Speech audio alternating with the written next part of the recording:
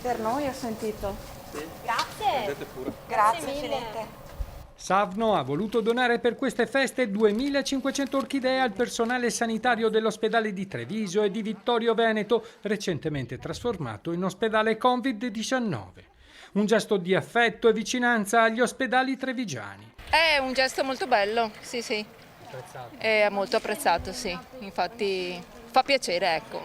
Un fiore per augurare una buona Pasqua a infermieri e dottori, tecnici di laboratorio e volontari che in ogni ruolo stanno dimostrando la loro professionalità e il loro cuore.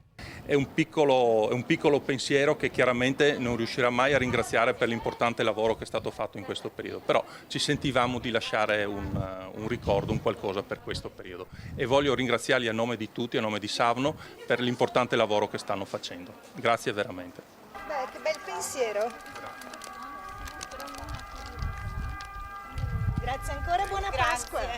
In tanti ringraziano e vanno via emozionati, di nuovo pronti per dare il massimo in corsia. È un bel gesto. Grazie, ringraziamo. È una bellissima iniziativa, una delle tante che hanno fatto per noi operatori, quindi sempre apprezzata. Dove andranno queste? Prima medicina. Grazie.